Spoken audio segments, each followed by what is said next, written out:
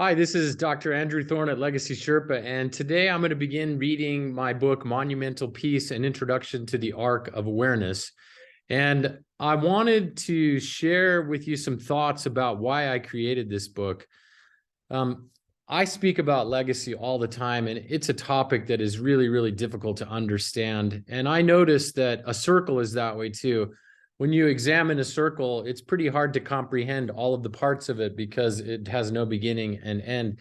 And I think our legacy is that way also. It doesn't have a beginning or an end.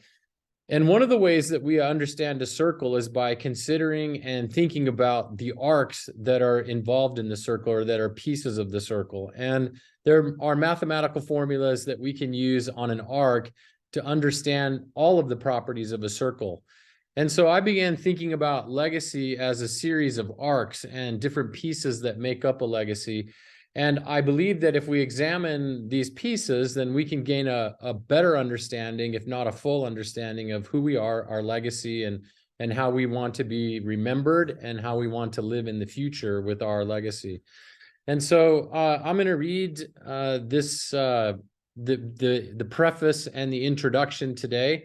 So we have it recorded, and if you want to buy the book or explore deeper with me, you're able to do that. But I'm going to share a piece of the book with you today, and I'm going to put on my glasses to be able to do that effectively. I need to share a screen here, and I'll share that screen and let you see the beautiful cover for just a minute, and then I'll get started. And so this is my book, Monumental Peace. All the way down to the preface. This book exists to fulfill two purposes. Purpose number one, to evoke the exploration of your personal and professional legacy. And purpose number two, to inspire your enrollment in Legacy University. I honor the permission granted to deliver this personal and relevant message, and I am excited to engage you in this important dialogue. This is the beginning of an incredible adventure that leads to the development of your most important asset, your legacy. This insightful journey provokes some of the most meaningful experiences. Its exploration will improve the quality of your life and increase your influence with those you love. There is a moment in every life when purpose and meaning become the defining focus. As our awareness of the brevity of life increases, our sense of urgency to respond to the yearnings that are stirring inside us does too. This moment came for me on November 10th, 2001. As I traveled to Malibu, California to attend an MBA class at Pepperdine University, I received a phone call from my wife.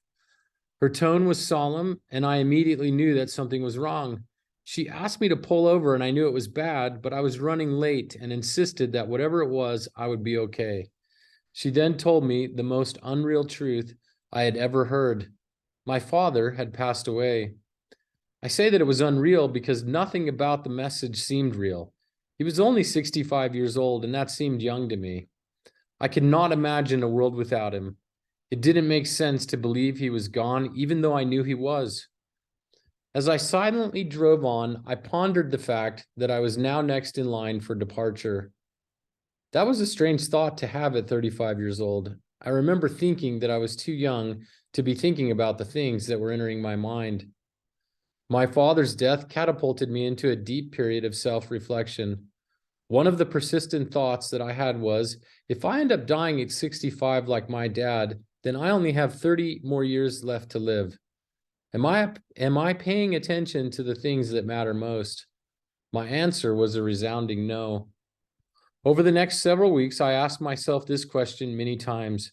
I think I was hoping that once the shock of losing my father wore off, things would go back to normal and I would forget about the things my inner voice was telling me to do so that I could live into the yearnings that were stirring inside of me. No matter how many times I pondered the question, the feeling didn't go away. In fact, this recurring moment of clarity created the energy I needed to begin exploring who I wanted to become and what I wanted to accomplish. I'm telling you this because this was a transformational moment for me. I had heard my inner voice before, but most of the time I had ignored it. The awakening that I experienced and the results of my willingness to move in the direction of the calling I felt caused me to listen more carefully the next time I heard it.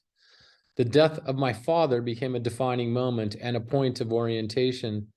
Since that time, I have been more willing to listen and follow the broadcasts of my heart. Most of the time, we ignore the yearnings that are stirring inside, not because we want to ignore them, but because we are too busy to act on them when we feel them. We tell ourselves that we will get to them when things settle down. Sadly, our desire to act is easily silenced by the stresses and the pressures of our daily experiences. The more we push these desires to the back of our attention, the less capable we are of awareness. Awareness is the ability to hear our inner voice. When our levels of awareness are low, our energy levels are low too. This makes it easier for us to fall into habits that erode our energy even further, which in turn creates a vicious cycle of ignoring our inner voice and eroding self-awareness. When we lack awareness, our ability to make meaning is dulled, and we are more likely to misinterpret both the joyful and the painful experiences of life. There is a truth about awareness that is best addressed now. It is more comfortable to live with lower levels of awareness because it numbs us to reality. No one lives a perfect life. Awareness forces us to see our success and our failures, but it doesn't require us to fix anything. Instead, it invites us to accept who we are so that we can understand how our parts, both the good and the bad, make us whole. Let me say this just a little more clearly. As you read this book, I don't want you to be thinking about what you need to fix. Instead, I want you to see the purpose that each facet of who you are and each experience that you have contributes to your becoming who you are meant to be. This will require you to explore the depths of your positive and negative emotions and everything else that you experience in the present moment. Each part of you exists to help you grow and develop. Awareness is the root of wholeness.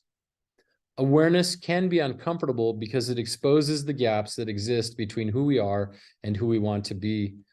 To close the gap, we must accept the pieces of ourselves that we would rather deny. For this reason, many of us ignore our inner voice and focus on less meaningful things. Consequently, we fail to understand the feeling and the influence that they have on our growth and development. As you listen to this book, I want you to be careful. I'm using the word careful on purpose. I do not wish to communicate for you to proceed cautiously. Instead, I want you to take care of yourself as you move forward, to cut yourself lots of slack, and to allow yourself the gift of listening to your inner voice and following its guidance. One of the outcomes of awareness is resilience, and you can't become resilient if you aren't taking care of yourself. There are so many negative things said about self-care. I assure you that it is one of the most important things that you can do for yourself. So go easy and allow yourself the gift of exploring the questions that arise without worrying about the answers. Yes, answers may come, but the goal of awareness is not to arrive at a destination. The goal is to experience a greater understanding of the journey. It is liberating for me to admit that I don't have any of your answers. They must come from you. That said, I have been leading in ventures and exploration of the inner you for over 35 years now, and I'm blessed with an appreciation of the paths that lead to greater awareness. It is these paths that I wish to explore now with you. Thanks for joining me and lending me your attention. Before we proceed, please consider the following questions and capture your thoughts in your personal journal. I'd like you to pay attention to this question on the screen now. Hearing your voice, this is exercise preface number 1. Think of a time when you felt most connected to your inner voice. It was easy for you to allow its promptings, and every action you took filled you full of energy. Describe the details of that situation. What did you learn about yourself? How does that transformational experience continue to influence your ability to act on the yearnings that are stirring inside of you today? All right, maybe one of the most important parts of this whole piece of awareness that I failed to understand when I was younger is that awareness isn't so that you can fix something. Awareness is so that you can see something. Things in our life, our experiences, our